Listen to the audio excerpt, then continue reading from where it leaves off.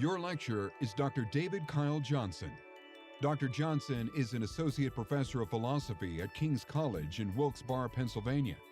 He received his PhD from the University of Oklahoma and teaches classes on metaphysics, philosophy of religion, logic, and other topics. Dr. Johnson publishes prolifically on the intersection of pop culture and philosophy. Among the books he has edited on the topic is Inception and Philosophy, Because It's Never Just a Dream.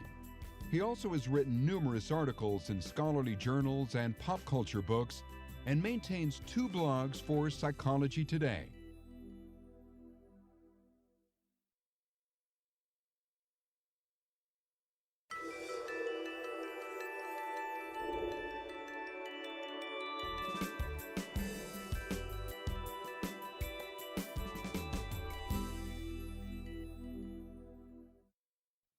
Hello, my name is David Kyle Johnson, and I've got a confession. I always hesitate to tell people that I am a philosopher, that I do philosophy for a living. I'm not ashamed or embarrassed, but there's always this little voice in the back of my head saying, "Don't do it, just let it go." I feel like answering the question honestly is going to draw me into a discussion that I just find too frustrating, one that I've had way too many times. They'll ask, "So, what do you do?" And then, after squelching the little voice in my head, I'll say, "I teach philosophy." And then they'll say something like, "Philosophy? Isn't philosophy just a bunch of unanswerable questions? So isn't it all just a matter of opinion? And doesn't everyone just have a right to their opinion? I mean, it's all just relative, right? How do you even grade philosophy? I took a philosophy class and it was completely useless. How do you feel about belonging to a discipline that never progresses and never accomplishes anything?" I meet mean people at parties, apparently. The problem, of course, is that these questions demonstrate a fundamental misunderstanding of what philosophy is.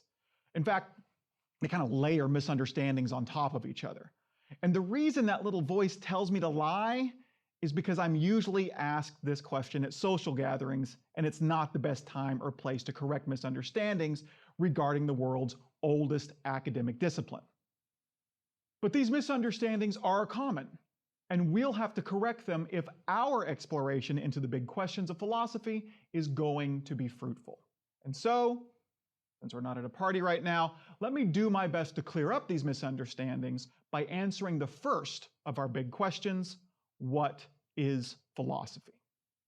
In Greek, philosophy just means love of wisdom. And although the etymology of a word is not always indicative of its meaning, in this case it's accurate.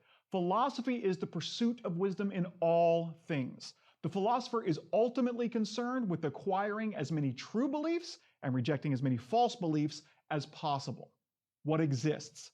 What doesn't? How does the world work? We want answers to all of these questions. The philosopher also wants to be a certain kind of person, one who wants and is able to find truth about all things.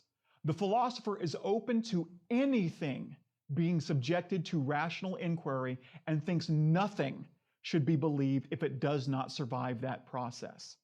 It's no surprise then that philosophy is widely considered to be the mother of all disciplines.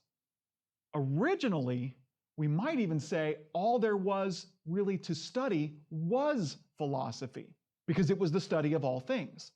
The early philosophers asked questions about everything. What we now classify as questions of physics, chemistry, biology, math, medicine, economics, ethics, religion, language, politics, business, all of these were once the purview of the philosopher. But what happened was, as philosophers discovered the truths they were looking for about these things, their discoveries spawned new disciplines. For example, as philosophers began to discover the truths about the natural world, those truths laid the foundation for a new discipline called science, aimed at discovering, describing, understanding, predicting, and controlling the natural world. Indeed, science was first called natural philosophy.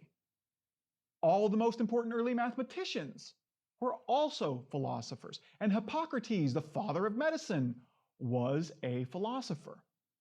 This is why some mistakenly think philosophy is a discipline about a bunch of unanswerable questions that never makes any progress.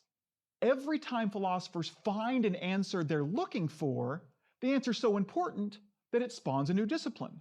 That discipline gets a new name and goes off to discover more truths, but people forget that it's an offshoot of philosophy, that it was made possible by philosophy. What's more, the philosophers who don't join these new fields get stuck with all the other questions that we have yet to answer. So when you take a philosophy class, it may seem like philosophy is only about asking unanswered questions. In reality, almost every major leap forward in human knowledge was the result of philosophers answering hugely important questions. So, philosophy is not just a matter of opinion. Just because a question is difficult doesn't mean that some answers aren't better than others. If an answer is logically incoherent, or inconsistent with known facts, or conflicts with established intuitions, then it's wrong. And an answer being difficult to find doesn't mean that that answer doesn't exist. But more importantly, truth, contrary to the common misconception, is not relative. The notion that truth is relative was perhaps most clearly endorsed by Stephen Colbert back when he hosted the Colbert Report in the introduction to his book, I Am America, and So Can You. This book is not just some collection of reasoned arguments supported by facts. That's the coward's way out. This book is truth, my truth. The notion that something can be true for one person but not for another reflects an idea called individual relativism. Now, of course, it can be true that one person believes something and another does not. And sometimes X is true for me is just kind of a lazy shorthand way to say I believe X. But the fact that someone believes something doesn't make it true. I can believe that you don't exist, but that doesn't make it true. Now, we'll discuss the nature of truth in more detail later, but generally stated, a belief is true if it matches up to the way the world is. And if two people disagree about something, it can't be that both of their beliefs match up to the way the world is. So what each believes can't be true for them. Now, some relativists don't think that all truth is relative, just certain kinds of truth, like moral truths. Often this is because moral questions are so difficult to answer that when someone says something that seems wrong, it's just easier to say, oh, well, that's true for them, and end the debate there. But again, the fact that a truth is difficult to discover doesn't mean that it can't be found or that it doesn't exist. What's more, moral relativism is clearly false. Was it true for Jeffrey Dahmer that it's morally acceptable to rape, murder, dismember, and eat people? I mean, he may have believed that it was acceptable, but you probably agree that that didn't make it acceptable. Other relativists admit that truth is not relative to individuals, but maintain instead that truth is relative to entire cultures. The fact that a large group of people think something is true makes it true for them. This is called cultural relativism. But again, we can see how ridiculous this is when we hear it coming out of the mouth of Stephen Colbert. During his July 31st, 2006 episode of the Colbert Report, he coined the term wikiality and suggested that when someone changes a Wikipedia entry and enough people believe it, that it becomes true. All we need to do, he said, is convince a majority of people that some factoid is true, and it becomes true. We're bringing democracy to knowledge. Of course, we know he's kidding. The actor Stephen Colbert was just playing an outlandish character. And we know he's kidding because what he's saying is so ridiculous. The Nazis thought that Jews were less than human and that it was perfectly acceptable to exterminate them. But that didn't make it true. In many places in Africa, female genital mutilation is deemed morally acceptable. But that doesn't make removing the clitoris of a 9-year-old girl without anesthetic morally right. It doesn't matter how many people believe that it is. Moral relativism is often embraced in the name of tolerance. Isn't it more tolerant to not judge other cultures for their different practices? Perhaps sometimes, but such tolerance often produces intolerance, especially when the cultural view being tolerated is itself intolerant. Would tolerating American slavery have led to more tolerance? Would tolerating segregation and Jim Crow laws have led to more tolerance? Of course not. And notice that the suggestion itself assumes that tolerance is a morally good thing, something that is objectively good. Yet the idea that there are objective goods, objective moral facts, is what the moral relativist denies. So they're contradicting themselves. Now, after thorough investigation, we might realize that a disagreement about a moral issue bottoms out in certain assumptions that we simply won't be able to settle. For example, disagreements about the morality of abortion might simply be driven by unprovable assumptions about when a fetus becomes a person, or about the morality of sex. And if it does, perhaps we can agree that each side has a right to their opinion. But that still doesn't mean that we should just say that each side's opinion is true for them. Someone still has to be wrong. And it certainly doesn't mean that we should just think that every answer has equal merit or justification before we even try to find the answer. But that notion, the right to one's opinion, brings us to another misunderstanding of philosophy.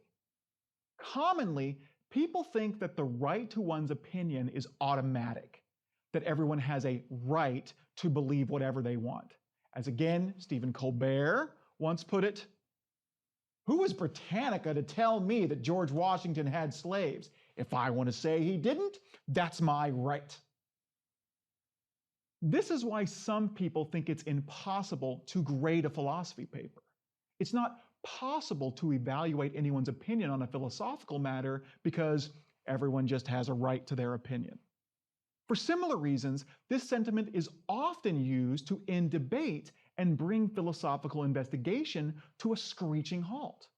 Even when someone's position has been completely refuted by the facts and evidence, they'll still just believe whatever they want because they say they have a right to their opinion. Now, of course, in a legal sense, this is correct. Everyone has a legal right to their opinion. But no one engaged in a philosophical debate with anyone has ever actually tried to call the cops, so that can't be the issue. To successfully end a debate, it must be the case that you have an epistemic right to your opinion. It must be the case that your opinion isn't merely an opinion. Your opinion must be a judgment, informed by the relevant facts and based in sound reasoning. Others aren't obligated to agree with your opinion just because it's yours. They aren't even obligated to give it deference. Unless it's backed by rational argument, they shouldn't even respect it. As Murray from the TV show The Goldbergs once put it, respect isn't given, it's earned. Now, perhaps someone who says they have a right to their opinion thinks they have, not an epistemic, but a moral right to their opinion, that others have a moral duty to let them keep their opinion and just believe what they want. But think about that. Are we morally bound to protect someone else's ignorance? To borrow an example from Jamie White's Crimes Against Logic, which partly inspired this lecture, suppose someone is about to cross the street, clearly believing that it's safe to do so. But you see that a semi is barreling down towards them. Are you obligated to just let them keep believing that it's safe to cross? Of course not.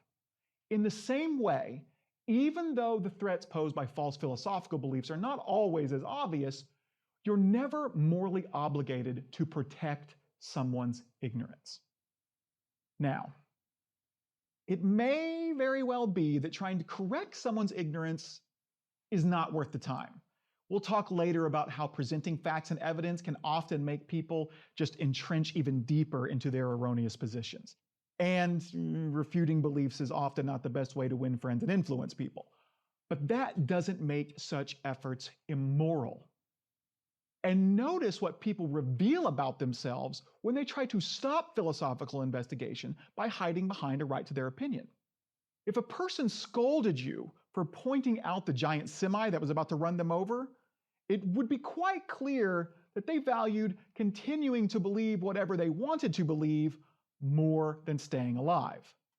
Likewise, if someone tries to cut a discussion short in the name of having a right to their opinion, when they know and admit, and it's really obvious that they have no way to defend their position against the argument and evidence, they reveal that they clearly do not value having true beliefs.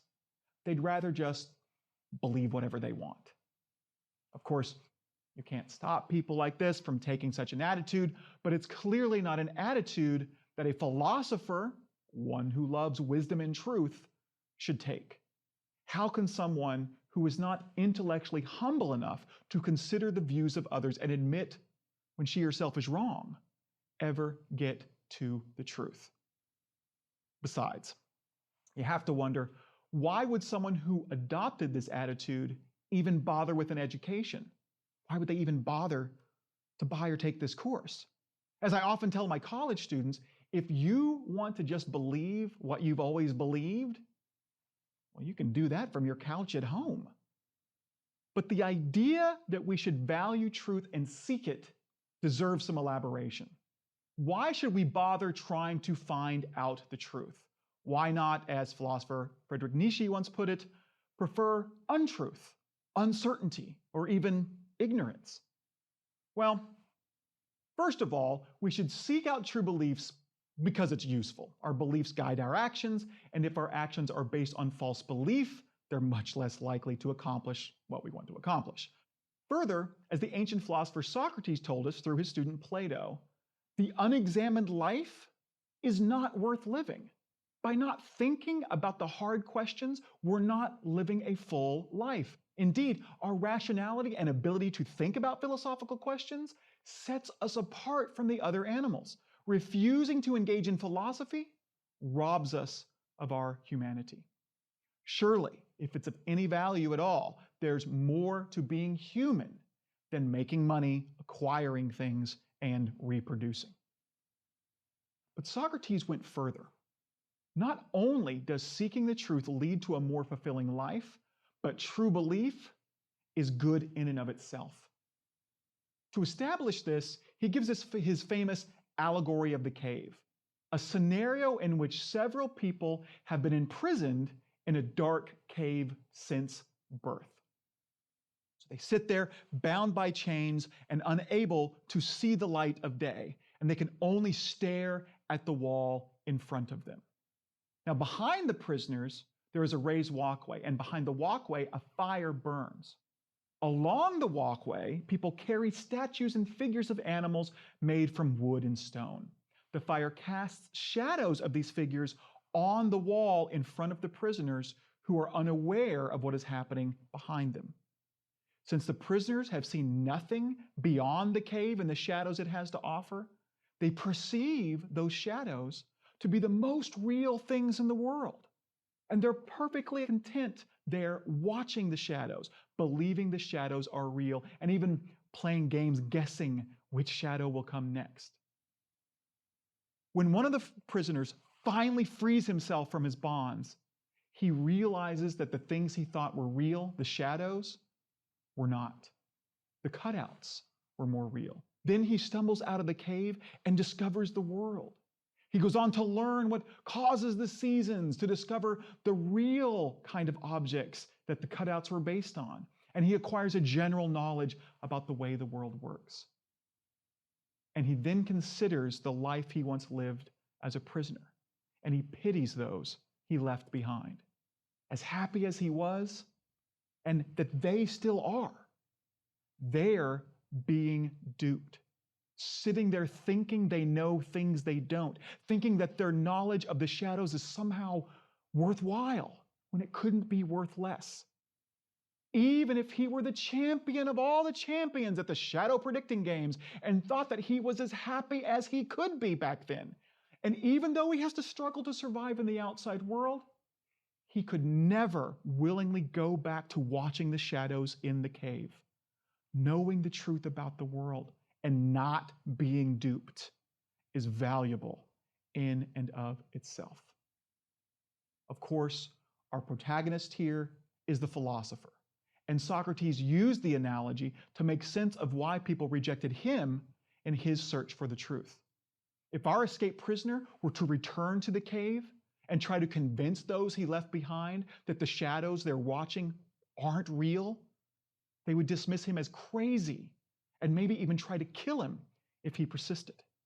Indeed, Socrates was put to death in 399 BCE after asking the political elite of Athens too many philosophical questions. Now today, people usually don't kill philosophers, but they can treat them with the same disdain. Many resent the philosophical conviction that we should all put forth the necessary effort to think so hard about things. But, like escaping the cave, philosophy reveals the truth, and it's often a truth that's uncomfortable, perhaps even a truth that people don't want to hear.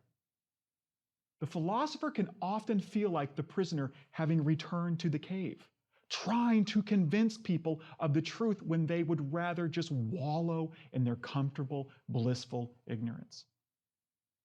But the philosopher shuns such ignorance and recognizes the intrinsic value of truth.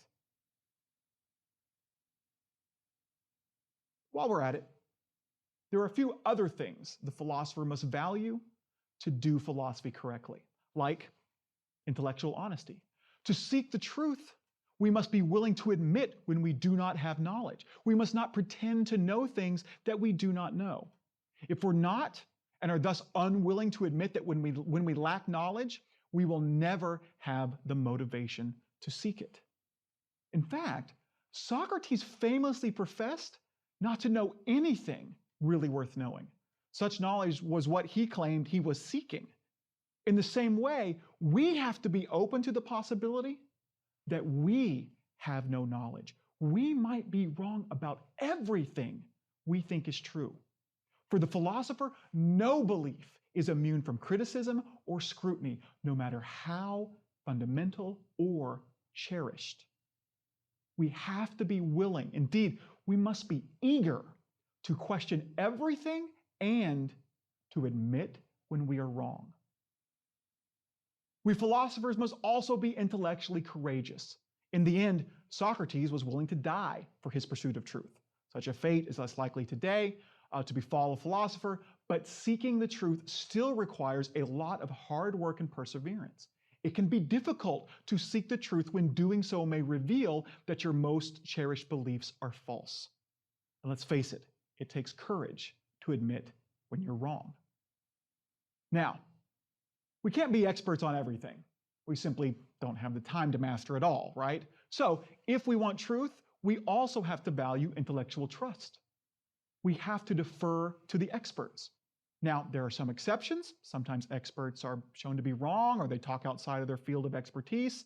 Other times people claim to be experts when they're not. We'll talk more about the exceptions to expert testimony later in the course. But in general, an expert on a topic usually knows more than you do about that topic. And so listening to the expert is the most reliable way to gain true belief. But one thing the philosopher values more than opinion, expert or otherwise, is good arguments and evidence. We can't believe something simply because it feels right or seems right. This might seem obvious, but the notion that one can be justified in believing something simply because one's gut tells them it's true is so common that Colbert thought it necessary to make fun of the idea on the very first episode of the Colbert Report in 2005. As he said when he famously coined the word truthiness, "We're a nation divided between those who think with their head and those who know with their heart. If you think about it, maybe there are a few missing pieces to the rationale for war, but doesn't taking Saddam out feel like the right thing right here in the gut? Because that's where the truth comes from, ladies and gentlemen, the gut. Do you know you have more nerve endings in your stomach than in your head? Look it up. Now, somebody's going to say, I did look that up and it's wrong. Well, mister, that's because you looked it up in a book. Next time, try looking it up in your gut. The truthiness is anyone can read the news to you. I promise to feel the news at you. The philosopher John Locke called gut thinkers enthusiastic and said of them, quote, they are sure because they are sure, and their persuasions are right only because they are strong in them. In other words, gut thinking is circular. Gut thinkers believe something because their gut tells them it's true, but their gut tells them it's true because they believe it. But a belief can't be its own justification. So those who believe with their gut, who like Colbert think that the only research they need is a long, hard look in the mirror, actually have no grounds for their belief at all. Besides, gut feelings are a dime a dozen. Everyone has his own, but not everyone's can be right. To figure out whose gut is right, we have to look at the arguments and evidence. But it's important not to confuse gut thinking with appealing to intuition, which can be sometimes very useful in philosophy. By identifying that a philosophical theory conflicts with an intuition, we're able to identify what we may have to give up if we're going to accept that philosophical theory. We'll know that we'll be forced to decide between which one's more important, the intuition or the philosophical theory. What's more, if the intuition conflicting with the theory is obviously true, then that's probably a good reason to reject the philosophical theory. Everyone would agree that it's not morally acceptable ever to murder puppies for fun. So if an ethical theory entails that it can be acceptable to do that, well, that's probably a pretty good reason for rejecting that ethical theory. Okay, let's review. What is philosophy? The love of wisdom and the pursuit of truth in all things, not only because true belief is useful, but because it's an intrinsic good. How do we do philosophy? Questioning everything and admitting when you're wrong. Don't think that truth is a matter of opinion or gut feeling. Don't hide behind a right to your opinion. Instead, seek good arguments and evidence and proportion your belief accordingly. But even though we now understand what philosophy is and how to do it, we still might wonder, why bother? I mean, it's not like philosophical knowledge is going to put $1 in your pocket. What kind of job can a philosophy major get anyway? It's not like an accounting or architecture or a business degree. Those are degrees that are worthwhile. Well, as you might have guessed, these are more misunderstandings of philosophy that I've heard at parties. Fortunately, author Pascal Emmanuel Gabri puts these to rest in his aptly titled article, Stop Making Fun of Philosophy and Read Some Philosophy.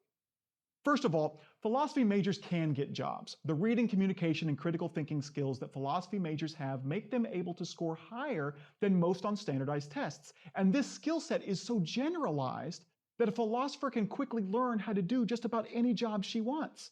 The philosopher is actually more employable than someone with a specialized degree. In fact, according to payscale.com, with a median income of $84,000, philosophy majors are the highest paid of the humanities majors in 2014. And they actually make more than many non-humanity majors, many of which are stereotypically thought to be very lucrative, including accounting, architecture, and business administration. But, Gabri argues, such facts can actually distract us from the true importance of studying philosophy. By neglecting philosophy, we've forgotten that which laid the bedrock for our entire society and can't even appreciate the dangers that such forgetfulness poses. We gladly use science. It saves billions of lives and makes life easier. But we don't understand science or the philosophical underpinnings that led to the scientific revolution. We relish the liberty ensured by representative democracy, and yet have no understanding of the political philosophy that justified it. Because of the knowledge that philosophy has granted us, we have more power to do evil and good than anyone before in human history. And yet, no one sees the value in studying philosophy in an attempt to discover what actually is good and evil. Gabri argues that we're like people in a Star Trek episode whose planet is ruled by a benevolent artificial intelligence, end quote. And over time, we've forgotten how our giant computer works. So when it breaks down, we have to call Captain Kirk to get us up and running again. In short, quote, our entire civilization is built on technology called philosophy that in many ways we are losing a basic understanding of, end quote.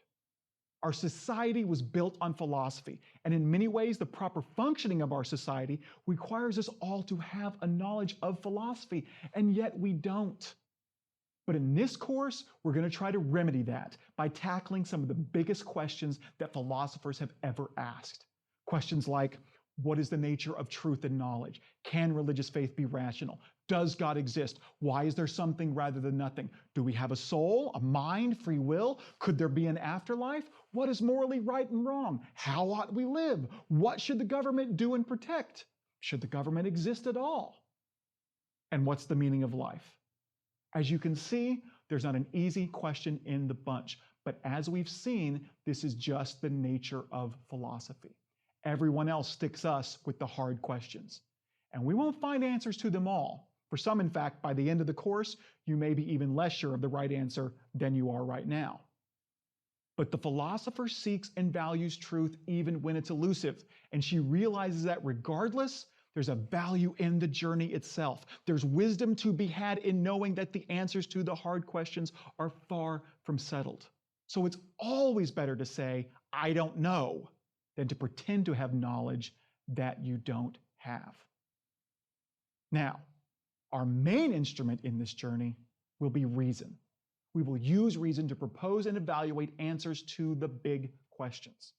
But our first question might be, why should we trust reason? Can't it lead us astray? Aren't arguments people often give just biased, labored reasoning, twisted around to get to the conclusion that they want? It is to this question that we shall turn next.